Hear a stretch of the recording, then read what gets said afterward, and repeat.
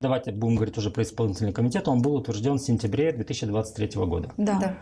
9 месяцев исполнения бюджета, центрального бюджета за 9 месяцев 2023 года поступило 302 миллиона собственных доходов. Вот запомнили.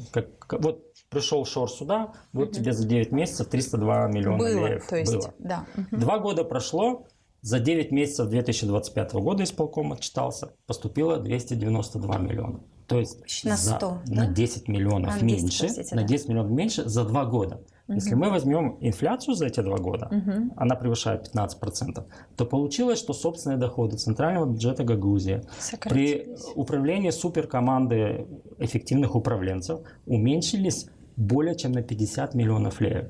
Мне всегда говорят, что ты сравниваешь, комрад, мы же живем в единой стране, и везде проблемы. Действительно, наша и в мире, в каждой стране проблемы. Наша бюджетная система имплементирована в национальную публичную систему. То есть, конечно, если в стране не очень все хорошо, это проецируется на Гагаузию. Но государственный бюджет за эти же 2 года прибавил 18%. Тоже не выдающийся результат, но плюс 18%. У нас минус 50%? У нас это в миллионах, а в процентах минус 3% за 2 года. То есть страна выросла, мы идем назад.